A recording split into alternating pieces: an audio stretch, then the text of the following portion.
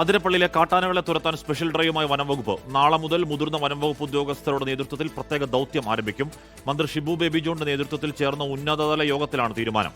കാട്ടാനാക്രമണത്തിൽ കൊല്ലപ്പെട്ട വൈശ്ശേരി സ്വദേശി മോഹനന്റെ വീട് സന്ദർശിക്കാനെത്തിയ വനമന്ത്രിയുടെ വാഹനവും കാട്ടാനയ്ക്ക് മുന്നിൽപ്പെട്ടു. ഇന്ന് രാവിലെയാണ് വനം മന്ത്രി ഷിബു ബേബി ജോൺ അതിരപ്പള്ളി വൈശ്ശേരിയിൽ കാട്ടാനാക്രമണത്തിൽ കൊല്ലപ്പെട്ട മോഹനന്റെ വീട്ടിലെത്തിയത്. ധനസഹായത്തിന്റെ ആദ്യ ഗഡു 5 ലക്ഷം രൂപ മന്ത്രി കുടുംബത്തിന് കൈമാറി. പ്രദേശത്തെത്തിയ മന്ത്രിയോട് നാട്ടുകാർ ആശങ്ക പങ്കുവച്ചു. ആനയെ റീലൊക്കേറ്റ് ചെയ്യണം എന്നുള്ള നിങ്ങളുടെ ആവശ്യം അംഗീകരിച്ചിരിക്കുന്നു. ആനയെ ഐഡന്റിഫൈ ചെയ്ത് റീലൊക്കേറ്റ് ചെയ്യാൻ ഞാൻ ഓൾറെഡി രാവിലെ പറഞ്ഞു. ഇന്ന് ചില കേന്ദ്രത്തിന്റെ ചില നിയമങ്ങളൊക്കെ ഇന്ന് തടസ്സമുണ്ട്. പക്ഷേ ഒരു തടസ്സവും നോക്കണ്ട. ആനയെ ഐഡന്റിഫൈ ചെയ്തിട്ട് റീലൊക്കേറ്റ് ചെയ്യും, മാറ്റാൻ നിർദ്ദേശം കൊടുത്തിട്ടുണ്ട്. ഇന്നലെ വാഴച്ചാൽ ഗസ്റ്റ് ഹൌസിലേക്കുള്ള യാത്രക്കിടെ മന്ത്രിയുടെ വാഹനവും കാട്ടാനയ്ക്ക് മുൻപിൽപ്പെട്ടിരുന്നു.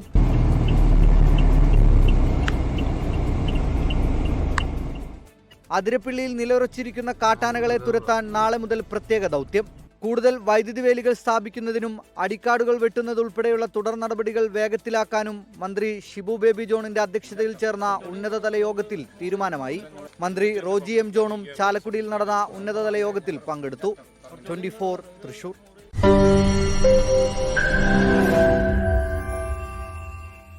ലോകത്തെവിടെയായാലും ഏത് സമയത്തും 24 വാർത്തകളും ഓഗ്മെന്റഡ് റിയാലിറ്റി പാക്കേജുകളും എക്സ്പ്ലെയിനറുകളും വിശദമായി കാണാൻ ഞങ്ങളുടെ യൂട്യൂബ് ചാനൽ നിങ്ങൾക്ക് സബ്സ്ക്രൈബ് ചെയ്യാം.